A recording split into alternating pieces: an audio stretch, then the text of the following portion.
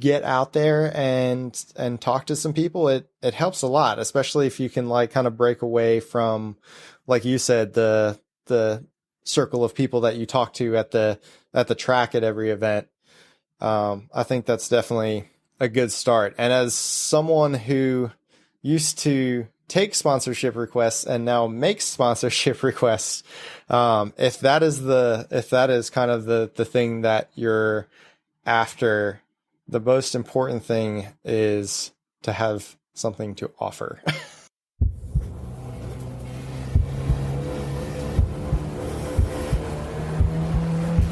Green flag. Welcome to the Blind Apex Podcast, where amateur club racers tune in to get faster.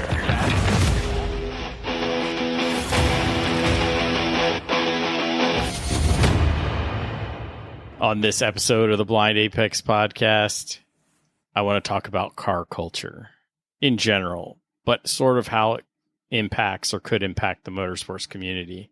But before we get into the topic, remember this episode is brought to you by Deechworks Fuel Systems. Use Apex 10 at checkout to save on fueling your passion. The car culture, this is sort of an add-on follow-up to motorsports lifestyle. I don't know.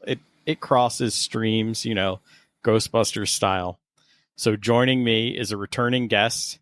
He likes JDM-style wheels on older American trucks, and he has a great disdain for chrome on modern Japanese trucks. He's just another Subaru guy. Bryc, welcome back to the podcast, man. Dude, I can't with that. I was not prepared for that amount of accuracy in an intro. Listen, that was awesome. I stalk all my guests. I mean, I follow you, so it's easy to stalk you, right?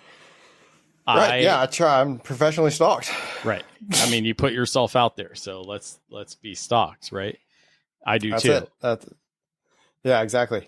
But so I was like, man, I used to have an F-150 like that. It was pretty dope. Definitely didn't have those kind of wheels. It had the 6-shooter billet wheel set up on there. Not the JDM, but I was like, I can dig this JDM stuff on here. I don't know if they are a little bit of a JDM style, I suppose, but their methods, which is not like, that's what you usually see on like all the overland rigs and like California Baja trucks and things like that. So I don't know how JDM it is. It definitely, they are 5-spokes though, which was definitely like classic 90s JDM wheels were 5-spoke, right? So right. I can sort of see where you're getting that, but actually the OEM wheels on that truck were 5-spokes too. So, but you know what? Really? You know why they had to go? Because they were chrome. Yeah, okay, but we'll just let your business be out there. Is that Tundra yours? Did you get rid of the F-150 and get a Tundra? I kept the F-150 and got a Tundra. Nice. Okay. Yeah. See, that's fair. I would have done the same. So. Even better. So yeah. So I'm sure like most people probably don't know, but I have an OBS Ford. It's a 94 F-150 XLT. So had like the automatic 4-wheel drive and is a flare side and like was like the top trim back in 1994 probably. But yeah, it had chrome wheels from the factory. I wanted to go bigger anyway, and I don't usually like to do stuff the same way that everyone else does. So right. I like the bullet wheels that you're talking about. I like those, but they're also on like every other old F-150 that I see around here in Virginia anyway. So yeah, I wanted to do something different. Did something different with the color too, because they're bronze on a white truck. But I like the way it turned out, so that's all that matters, right? Right. No, I think it looks great. And you're right. The method wheels are, they're not JDM per se. It's not like you put a set of Volks or something on there, right? But it just reminded me. But I'm not. I wouldn't be against that though. No. I am the furthest thing from a purist you will ever find. If it's awesome, I like it, and and that's it. I don't care if it's mix and match Frankenstein, like whatever. If it works and it's awesome, I like it. Yeah, yeah, we'll get into some of that later, I think, because yeah. Anyway, we got a lot to talk about. I guess we'll see. We are woefully unprepared, so this is what podcasting is about sometimes. But and then did you get a new Tundra? I got a year-old Tundra, so I'm the second owner. I live in Southwest Virginia, drove down to Knoxville, Tennessee to get it.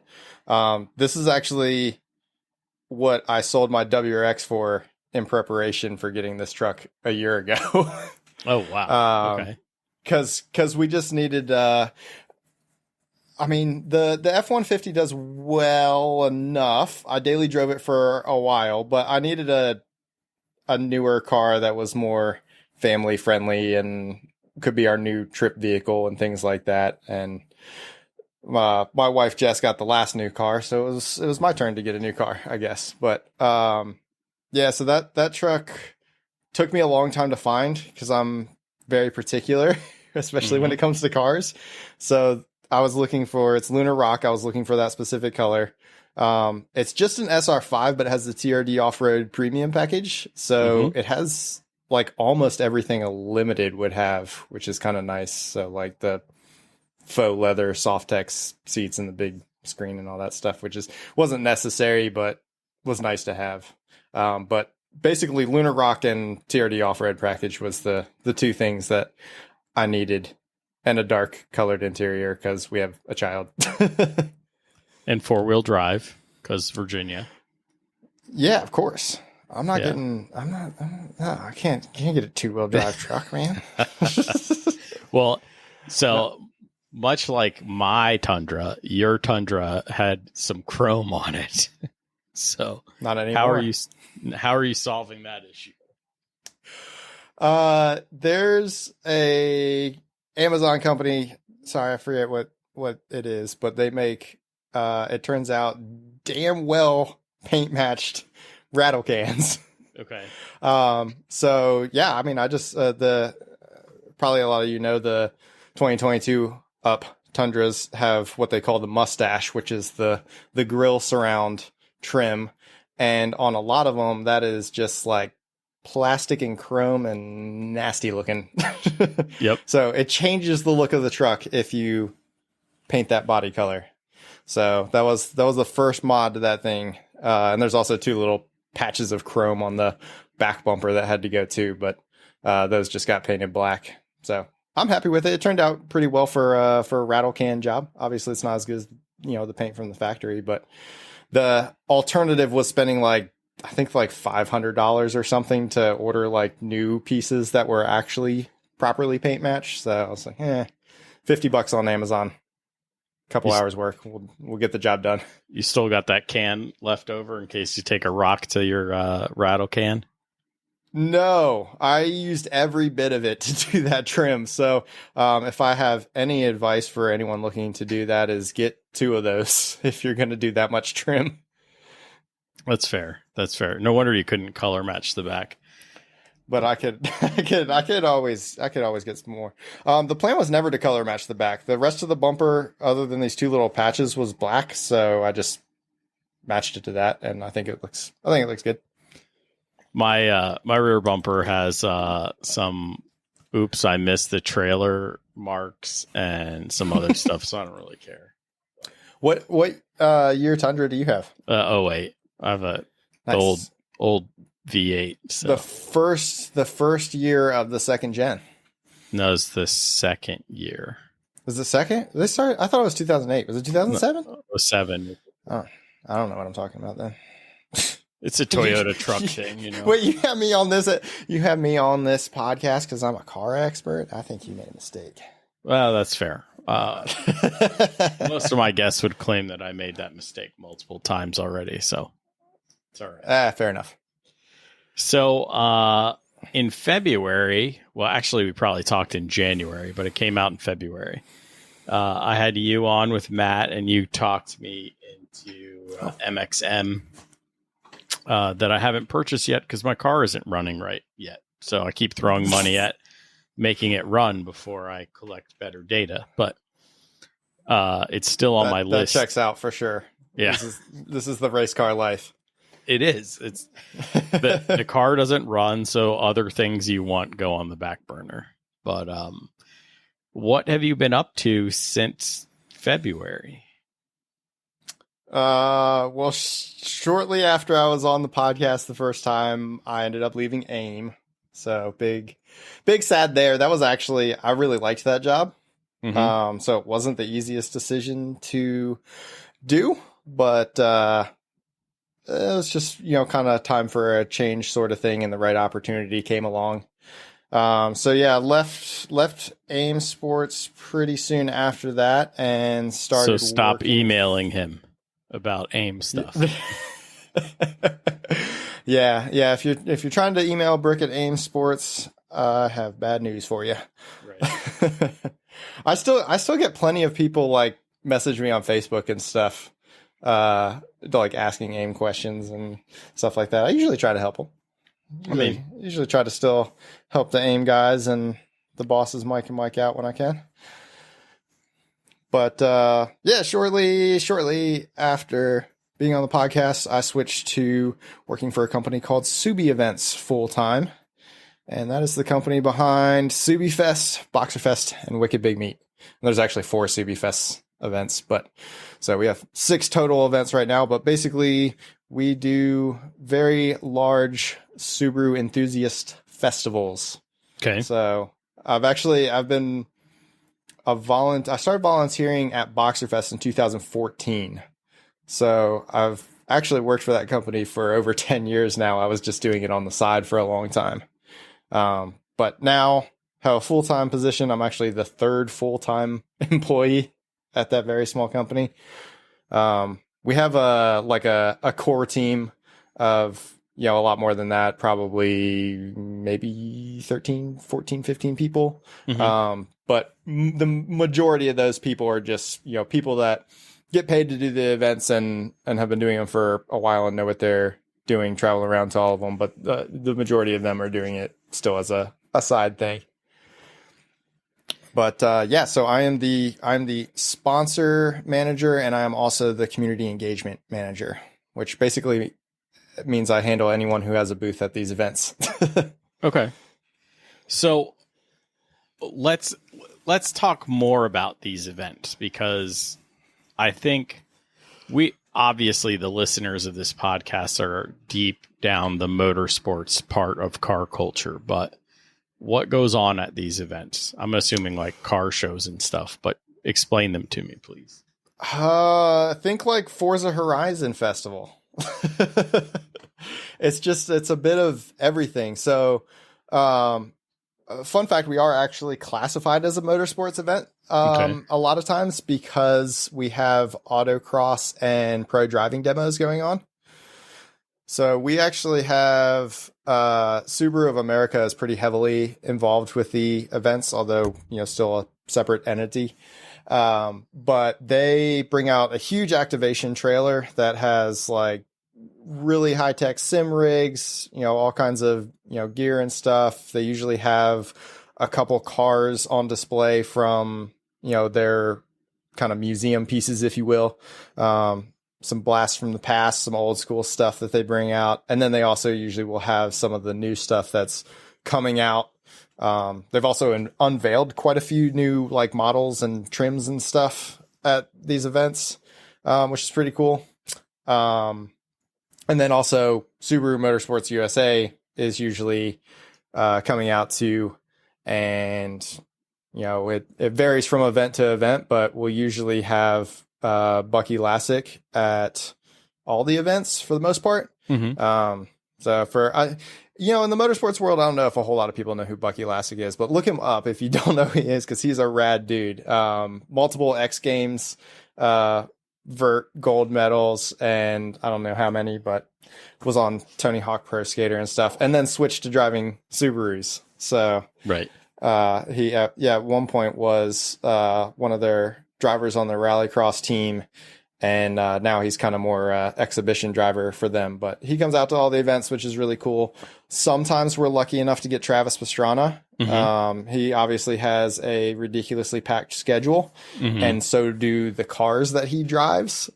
So we can't always get him, or sometimes we'll get him, but not the car that he would normally demo or something like that. And then Rhiannon Gelsomino, his co-driver, comes out to a lot of them. Scott Speed, another one of Subaru's drivers and former F1 driver, comes to some of the events, which is pretty cool. He's usually doing like autocross ride-alongs and cool stuff like that. Then we have a all Subaru autocross, which is basically the same as SCCA autocross for the most part. We have an all Subaru exhaust competition, an all Subaru car show, and then a huge vendor row, or sometimes a lot of rows. Right. So some of our bigger events, like SubiFest California, is August 2nd. So that's the next one coming up. And we usually have close to 70 vendors for that one. Okay. Which is, granted that one's in Southern California, where the mecca for automotive aftermarket is. So that tends to be the biggest as far as vendors, but the whole thing is pretty vendor centric. Like, all of our layouts are designed to create flow around the vendors and, provide cool activation spaces for them. And, that's just, kind of the biggest part of it is putting people in face-to-face conversations with the people that make all the parts that they like, and, getting to build those relationships and stuff like that. So that's a big part of it too. But and then we also have a bunch of, kind of family fun, kids 10 and, sometimes rock climbing walls and things like that too. So it's a whole festival, food trucks at some of the events, or at least track food, if, depending on the venue. But, yeah, it's a good time. So, I'm assuming it's Subaru centric, but Boxster Fest, do the Porsche kids come out too? So you don't have to. It's obviously like the whole thing is built around the Subaru brand. So everything that's actually part of the event is all Subaru stuff. The exception would be sometimes we get vendors who have booth cars that aren't Subarus. But other than that, I mean, with the autocross, the car show, the exhaust competition, we only let Subarus enter those because it sticks with the brand. But you don't have to have a Subaru to come. I mean, I think most car enthusiasts would have a good time there, even if they're not specifically a Subaru enthusiast. The parking lots, general admission parking is usually going to be 95% Subarus, but there's, some of the Honda guys, some of the Toyota guys come out too and have a good time. So it's open to anyone. Yeah. I mean, I would assume so, right? Like we don't. No, you have to walk up to the gate and show us your title to your Subaru for us to let you in. Hey, man. Prove it. And the flat brim hat and the vape and the everything, right? Yes. There's a good chance we're going to ask you to leave if you don't bring your vape with you, for sure. I can only imagine the smoke that goes on there. But anyway, I kid. Yeah, I kid. We have a competition between whenever Travis Pastrana's there with the Huckster, we have a competition between the Vapors and the Huckster to see who can make more smoke. Oh man, that sounded I'm fully joking. Okay, yeah, I'm fully joking. But the fact that that sounded sort of believable is, I mean, that's all right. That's all part of it. Yeah. Okay. So, let's see. I did prepare a little bit. Fire away. I've seen over the last, say, 3 or 4 years, a decline in participation in race events. Are you seeing that on your side of the world?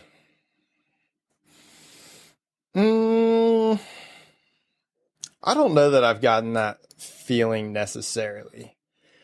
I mean, it's hard to tell, I think.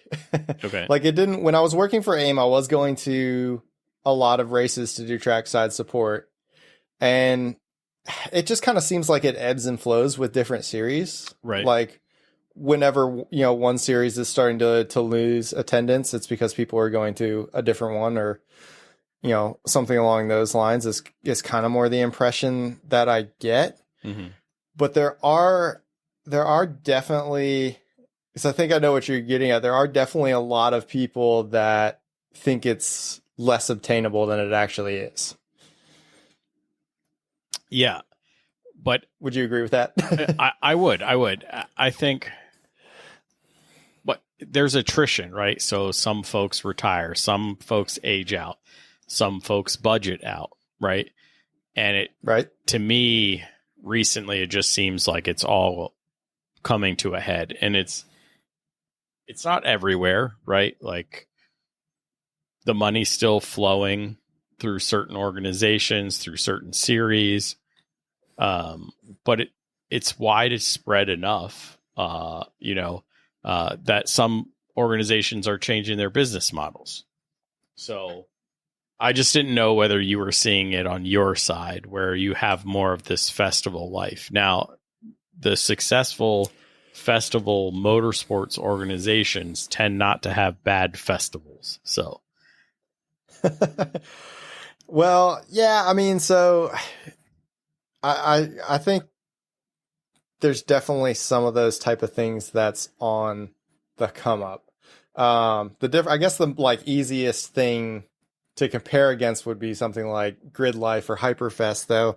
But those events are more motorsports focused than the Subi event stuff. Like, an aspect of our events is that there's an autocross, and there also happens to be, pro driving demos for entertainment, but it's not like it's hardcore racing. It's not, it's not all about that. That's just kind of, an additional fun activity for people to do. Cause it's not like it's a series and the autocross drivers are coming to each event to compete for the championship or anything like that. It's a little more relaxed and just kind of meant to be for fun for the most part. I mean, we still have awards for like fastest time of the day and, first place for each class, but there's 4 classes. So, there's definitely some bragging rights, but it's not a hardcore motorsports oriented thing. It's not hyper competitive. Right. Yeah. And of course there's because it's kind of like a one-off exhibition thing for a lot of people, we have anywhere from SECA solo national champions to some dude in a stock Forester that thought it might be fun to try to drive fast in a parking lot. So there's a lot of variety. Yeah, and there should be, right? It's a festival. Yeah, it's all for fun. So I think for the motorsports folks, the hardcore motorsports folks, another thing that I see is happening that's not helping us is burnout. So you keep pushing and pushing. You want to be competitive. So you're spending and spending, and you're losing the fun. The competition takes over the fun. And I talked about it a couple podcasts ago. I saw this reel of, it was actually the Texas 2 mile something or other group. Yeah. And they were talking about, I remember the days when we didn't have an organization and it was just me and the homies and we were out. Now, they were being hoodlums, right? Which we've all been hoodlums at some point. I don't know anybody who hasn't been a hoodlum, right? But, I remember the days when it was like, the homie finally hit 150, right? And you were happy for them. And now it's all about I need 2 more miles an hour. I need to rework my transmission again. All we need to do is switch to a quick change rear end. They went down this competitive path and they're having less fun. But it sounds like where you guys are, you're having lots of fun. And Yeah. Yeah. Yeah, our stuff is I mean, it is still competitive. We have, a proper timing system and a company that knows what they're doing running the autocross side of things and the timing. We even do live timing actually.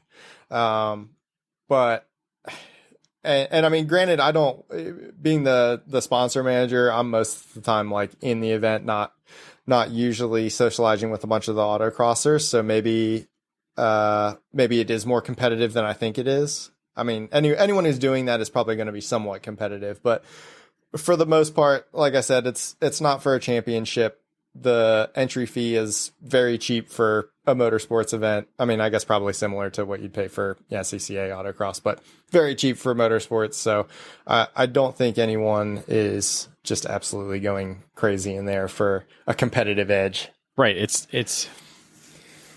It's more of a fun event and less of we're not racing for a championship. We're not accumulating points. We're not like we would want to go out and be competitive, right? Because that's how we are. But if we're not, or your friend is faster than you, then it's the environment's different, because there's no, I don't know. I don't know how to explain it. It's just different, right? I don't do autocross that much either. It is. It definitely is. And yeah, like I said, for a lot of people, this is just kind of like an exhibition fun thing to do. And that's really the whole point of it. Like literally everyone who works for Subi events is a Subaru and a car enthusiast and came from that community, because everyone, it started with Robert Champion, the owner, who was just a massive Subaru fan and was just started putting meets together, and those things grew and eventually turned into something that happened every year in Wicked Big Meet, which dates all the way back to 2005. And then just as those events grew, he just brought in more and more people from the community who, were either, like most of us started out as volunteers that just wanted to come just to experience the event and help out. And it just built from there. So the whole thing that we do is based on just the love of Subaru, the love of community, the, love of just being able to get together with like-minded people and talk about cool car stuff. So it's a pretty relaxed, fun atmosphere. And we try to keep it that way. We like it that way. Yeah. And so I guess my thing is, I feel like, and maybe this is my theme for 2025 because my race car is broken and I'm still trying to have fun at the same time, is that more racers need to have fun. So yeah, you're going to compete on your competition weekends, but I think if we got out in the motorsports world, in the car culture world, cars and coffee, right? Trunk or treat, the Subaru events, maybe even some sort of, import versus domestic drag, right? I mean, we live in Virginia, so we're not that far from MIR events, right? Yep. Get out there and sort of take it less seriously. You can even bring your car. Just do car guy stuff or car girl stuff. Right. Car people stuff. Yeah. So, and I think it's important, right? And I think, you're the person that works with the vendors and the sponsors, but events like that, there's a lot more handshaking that you can do going on over there than you can at a normal racetrack event. At least it's more open, right? So yeah, that's pretty much the whole point. That's the point as far as, the vendors go from, someone who's attending these events standpoint, like that's how they build trust with the companies and get information, get educated. Like we even have like learning center events that we do, or seminars, I guess, within each festival. Usually 4 to 6 of those happens throughout the event, with just different vendors, just kind of talking about, what it is, what products they make, or what it is that they do, just to kind of give people an educated choice when it comes to, buying such and such product, or, anything along those lines. And, on the flip side, for the vendors, they want to build that trust and, get that face-to-face interaction, because that's how you get someone who's going to keep coming back for more parts, more things, more advice. Those relationships are important. Yeah. And, if you're looking for sponsorship or partnerships for your race program, it's probably best to start some sort of casual relationship. So being at an event like this gets you exposure, right? Talk to somebody. Maybe they don't make parts for your car yet, but they make parts that may work for your car, or they're engineering things in a certain way. Maybe they'll help you. Not directly, but maybe they can make parts for you. I know, my buddy Ryan and his TSX, he and we're always trying to make parts for our cars, because people don't always make them, So right. We're finding people that can help us have them made. I'm not looking for the handout. I'm just looking for somebody with the know-it-all and the machining equipment to get it done, So this motorsports and the car culture in general is all about relationships. And I think we pigeonhole ourselves in motorsports because we stay with our race groups sometimes too much. We stay at the racetrack too much, and we don't really get out there and explore. So I think a big thing for those that are looking to shake some hands and build some relationships is to get out to some of those more casual car cultural events. Yeah. I think, for sure. Like, obviously there's going to be a mix at events like that of both, companies that do make things specifically for racing. There's a mix of, just kind of, apparel or other accessory companies. But yeah, if you can get out to really any events or car meets or anything, open houses, like a lot of shops and, parts manufacturers will do open houses from time to time, and just kind of get out there and talk to some people. It helps a lot, especially if you can like kind of break away from, like you said, the circle of people that you talk to at the track at every event.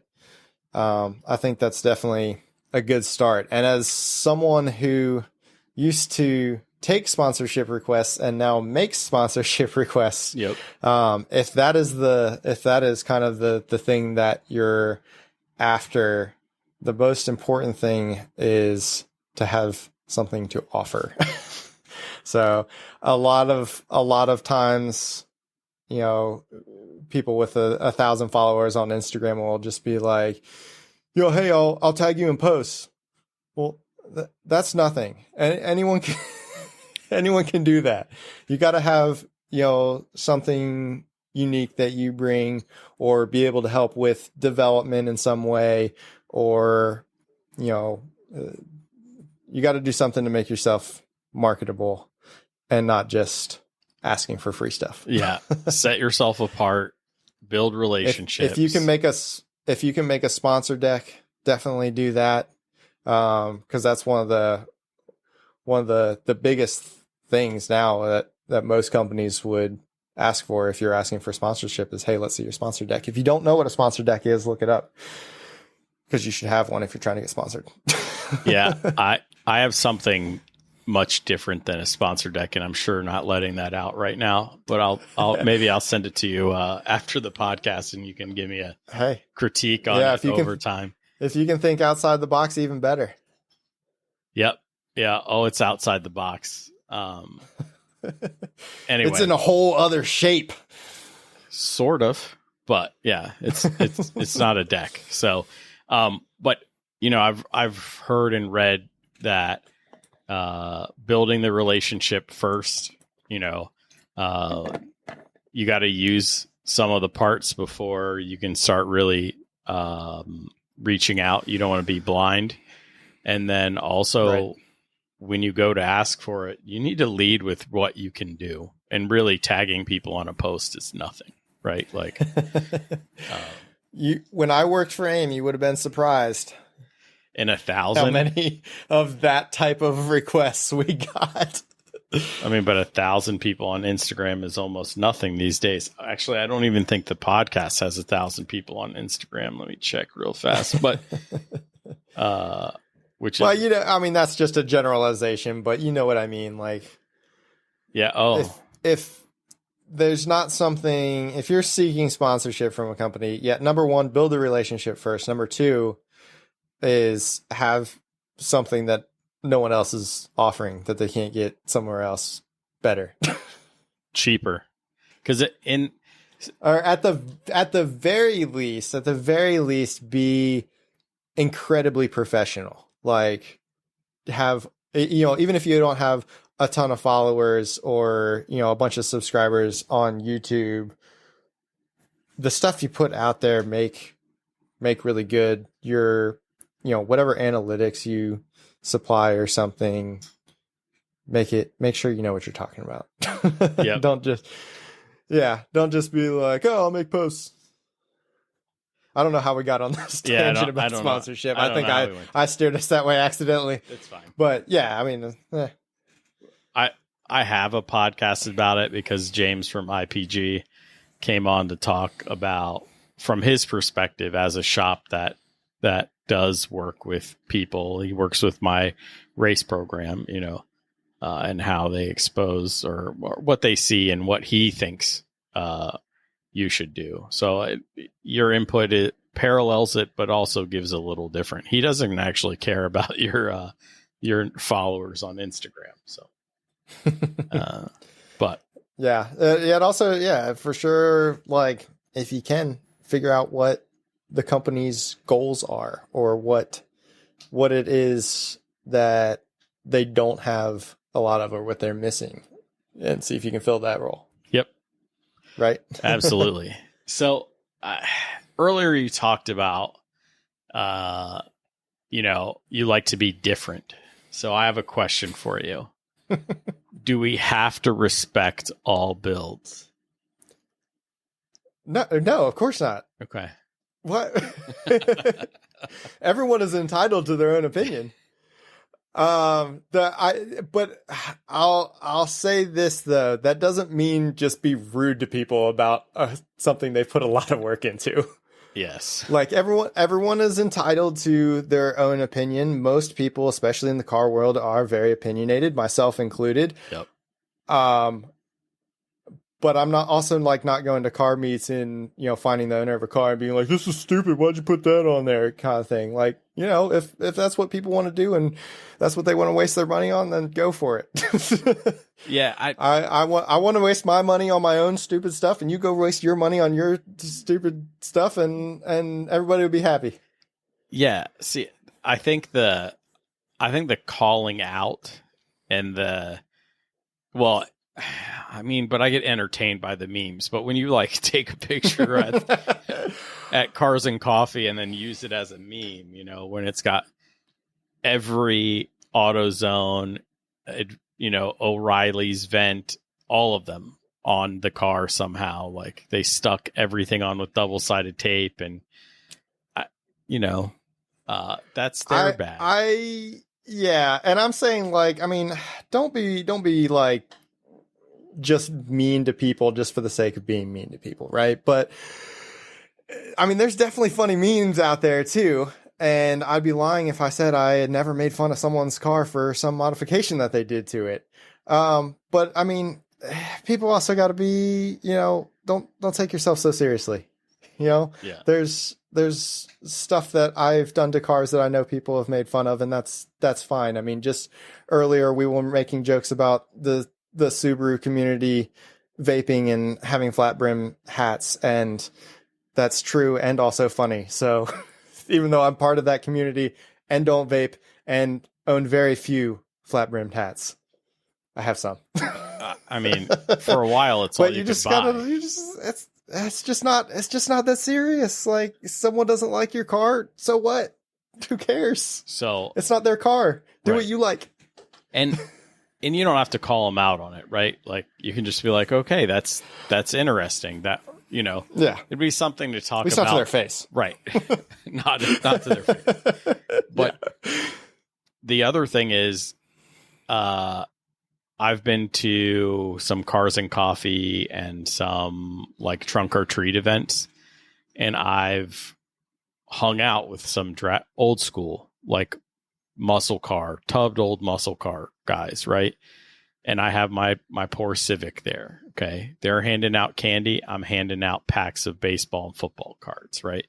Like we just do things differently. But Yeah. we all look at each other's cars and they're like, oh, how did you solve this problem with this car? And I look at their cars and try to figure out what they did. And there's techniques they use. And there's like parts that I've used that I know they went and ordered right away. They were like, where can I buy that? Because I need this.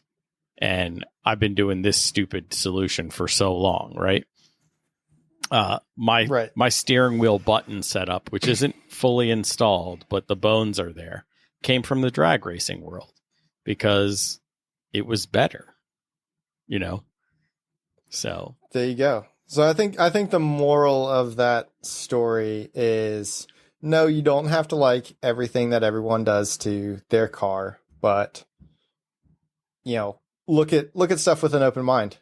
Because if you look at a car and just go, oh, that's stupid, I don't like it, then you're not going to learn anything, right? But if you look at it and go, well, maybe I don't like that part so much, but this part is interesting. How can I do that? Or how can I create my own version of that? Or how can I solve a similar problem, right?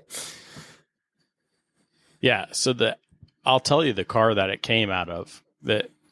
He told me where to go buy it, and you Google it right away and it's there, but I skipped over it. But when I could see it in person, I was sold. Okay. It was a Chevette drag car that was tubbed with a V8 and a Power Glide in it. And he sort of built it like what are the Australian guys who do the crazy like burnout? Oh, the burnout guys? Yeah. Yeah. So his Chevette was sort of built like one of those, right? With the big blower sticking out of the hood and all that. But instead of skinnies in the back, he had like legit slicks. So it sort of looked like one of those Australian cars, except for the tires in the back. But I mean, he had, and why would I look at this thing? My desk is bigger than this car that he was driving, right? Like, but I went to look at it because it was there, and there was a lot of horsepower, and it looked clean. So I was like, let me see what's going on. And then I saw his, the buttons on the steering wheel, and I was like, how did he solve this problem? And so I looked at it, and he was like, yeah, this is the kit. Now the problem is I have to drill and tap it so it fits, metric stuff for whatever reason. It's drilled and tapped for standard, but I'll make it work. And but it was just interesting, not a car I'd normally go look at. Yeah, and that's another reason to get out to car events that aren't just specifically at the track, right? to go look at some things that maybe you wouldn't have looked at otherwise. No, absolutely. I mean, my car was there too, and they were like, what is this thing? Why do you have a wing on your Civic? And so I had to try to explain it to them. They're like, I just don't get it. And I was like, that's cool. You don't have to. It's fine. Like, and one guy was like, I don't even know I have a wing on my car, but, I do. Did you say, do you know what liftoff oversteer is? But, well, I don't want to push them that hard. I just wanted them, No. But the other thing that I saw on a different car, it was actually like a low rider tubbed Bel Air. He had some crazy fasteners that I'd never seen before. And they were sort of like DeZeus fasteners, There was like the Yeah, I Zeus. know. That's what I was going to say. Is it those? But no. No, it was sort of like I should know the name because I disliked them very much because they ruined my windshield, my carbon fiber hood, and the roof of my old Civic. But the push button like hood pin setup. Oh yeah. Okay, so on the outside it was push button like those, but on the back side it was like a spring loaded piece that locked in more like a Zeus instead of that over clamp setup that's on the push button style. Anyway, so like a cross between the two. Yeah, a cross between the two. And obviously the push button style looks super clean. It's toolless, but they don't always grip the right way. And so I saw those and I was like, man, those are super slick. I still haven't hunted those down because I don't know where he was. He's probably eating barbecue or something. But I know I'm going to into Trunk or Treat, and I'm going to try to find this guy so I can, as soon as he pulls up, I'm going to hound him because I want slick fasteners, So yeah, no, that sounds cool. But anyway, let's see what else is on my list. I already talked about the different perspectives and the exposure. We went on at least 3 tangents about something. Yeah, about something. Okay. So my other question to you is specifically, where can we find your events? And since you've been on both the like hardcore motorsport side and now this more of a festival side, what are some good things we can gain from going to a festival? And then where can we find where you are or where you're going to be? Gotcha. So if you just go to subifest.com, that'll kind of take you to a landing page where you can select your region, because we do these events all over the country. There are 2 that are not called Subifest, and I won't go into why exactly that is, but they're the same company, same events. And those are Wicked Big Meat and Boxerfest. But if you go to subifest.com, you'll find, both Wicked Big Meat, Boxerfest, and all 4 of the Subifest locations that we're currently doing. So just pick the one that's closest to you, or fly across the country to do one. We do have people do that sometimes. And as far as, and also if you are looking to come to those events as a sponsor or a vendor, hit me up because I'm the guy for that. That'll be sponsors@subievents.com. And as far as what did you say? How is it different working for a hardcore motorsports company? No, like an event. I just want your opinion on things that we, the hardcore motorsports folks, can glean from a festival type event. I would say that probably, rough guess, 90%, maybe even more, of people who are the hardcore motorsports type are the same people like me who just started as car enthusiasts, and maybe even in high school going to your local Kmart parking lot to meet up with some other car enthusiasts, and maybe drive to Mexico to do some pulls at the red light. Only in Mexico. And yeah, Mexico only for sure. Which means that you're not just a motorsports enthusiast, you're a car enthusiast, and you just like that culture. You like new and interesting aftermarket parts, even if they are not strictly performance based. Of course, some will be, some won't be. And the events, like we talked about, they're just cool places for people who like cars to hang out.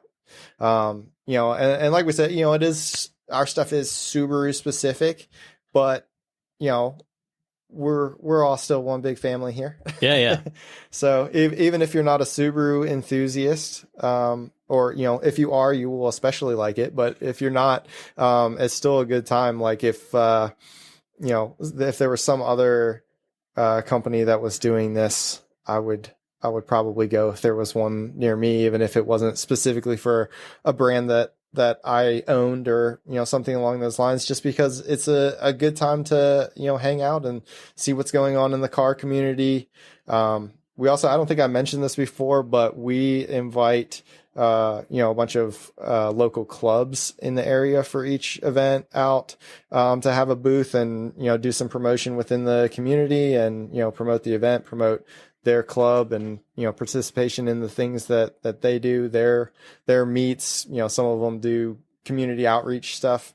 So I think the main underlying tone here is just, it's a great place for car community to kind of culminate and share ideas and watch cool things and look at cool parts and all that good stuff. Yeah. So when you go, you wear your Honda Challenge gear or your Spec 3 gear or your Super Touring gear. And then maybe somebody goes, what the heck is that? And then you can preach the gospel of the race class you're in and maybe grow your class up.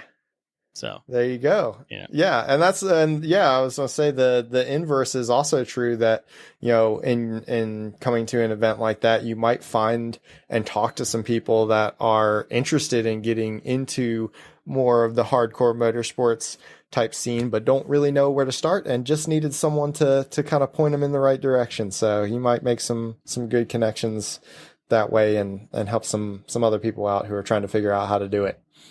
Yep. Yeah, I think Bill and Vicky Fisher need to go to, I just looked it up, the Northeast. It's Wicked Big Meat. And you can go preach the gospel of lemons so they can run around in like a 2.5 RS or something. And hopefully it holds together for the lemons race. Yeah, we actually have a guy on our team who does lemons quite often. Oh, yeah? Yeah. So yeah, we'll be all about it. Yeah. So I think it'd be a good idea. They're really big on bringing people into motorsports, specifically through the lemons, avenue, because it's sort of a low barrier to get in. It's not like super race license criteria thing. So, right. Yeah. That's been on. I haven't done one of those events, but just, I wanted to do one anyway. And then when, Adam, the other guy on our team who's been doing these events for a couple of years now, doing the lemons events, has been trying to get me to go like every year and do a race with him. And I always have an excuse why I can't do it. And I'm not really sure why, thinking about it, because I don't really have a good excuse. Okay. It's relatively cheap and looks like a ton of fun. So what's your racer excuse for not going to a lemons event? I don't even have a good one. I don't. I mean, it still costs some money, right? It's not a lot in the grand. Yeah, it's in the grand scheme. Yeah, of things. In the racing world, it's not a lot at all, and I don't have a worthy excuse. If it was something I really put my mind to doing, it would be easy enough to do. There's a lot of other stuff going on. I know. I think you're worried about taking a hit and chasing the dragon after that. That's a thing. That's a real thing that people need to be aware of. For sure. Well, Bryc, I remember the last track day I did. Yeah. I was like on that. I was like, oh, I'm gonna spend all my money on this now. Yeah, it's dangerous. Then you live the motorsports lifestyle about ramen and packing your lunch every day and picking pennies up off the ground and doing everything you can to have money to go race. So yes. All right, Bryc, it's been a great time, man. Yeah, man. Thanks for having me back. This was fun. Yeah, and anytime, if you change jobs again or there's another event going on or, whatever, you're always welcome, man. All right. Well, I appreciate it. And maybe we'll get out to VIR at some point together or something. My car has to run first. But yeah. Well, get your car running. I got to get my I only have one Subaru left now, which is kind of sad. So I got to get that one running, and who knows? Maybe it'll turn into a track car. Oh man, when the Honda guy and the Subaru guy both have to work on their car. Oh, sounds right. Yep, sounds about right. Thanks again. Yep. All right, I appreciate it. Until next time, keep working on yourself, keep working on the car, and let's get faster.